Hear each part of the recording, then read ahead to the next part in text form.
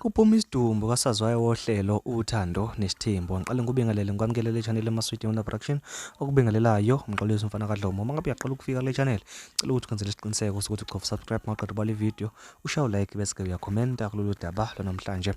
Kanza kwethu utabenge ngalo njengamanje luthi ke amaphoyisa kwaZulu-Natal aqinisekise isigameko esenzeka emzini kasaziwayo uMusa Mseleku sokuthi indodana yakhe uMpumelelo Sibindi Mseleku udubule wabulala owesilisa obegasele emzini kayise ehlome ngesibhamu esigodini sakwaMadlala eMzumbe ngolwesihlanu lwedlule.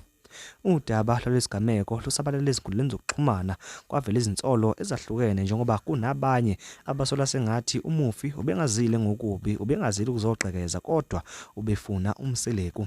Basola ukuthi lona wesilisa unobudlelwane nentokazi uMseleku asanda kuyethula njengozoba unkosikazi wakhe wesihlanu. Abantu babe nembono yahlukene ngalesigameko esiqalisa khulunyelwa phansi kwazise kugcina kungacaci ukuthi lo mlisa ubezokwenzani njengoba phela ubehlomena ngesibhamu. Ngokusho kokhulumela amaphoyisa kulesifundazwe uthi imbiko iveza ukuthi umufi uneminyaka ewu25 ubudala ogasele nje kulomuzi ehlomile wafica owesifazana obematasa esebenza eqhubha umsebenzi wakhe wasekhishini noma ke wasendlini wafika kuyena wabuza indodana yomqashi.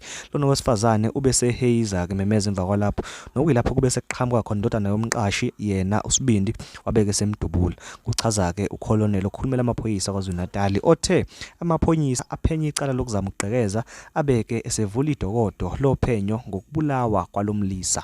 uMseleku usematheni kulezi insuku kulandela ukubuya kohlelo lakhe kumabona kude olubizwa ngokuthi uthando nesithembu osedlala izinsuku ezimbili ngesonto estation uMzansi Magic. Indodana kaMseleku uMpumelelo nayi ingxenye yalolu hlelo olukhuluma ngomndeni namakhosikazi akhona. uSibindi uphinda abonakala futhi kolunye uhlelo olungasekho emoyeni olukhuluma ngezingane zikaMseleku olubizwa ngokuthi izingane zesithembu.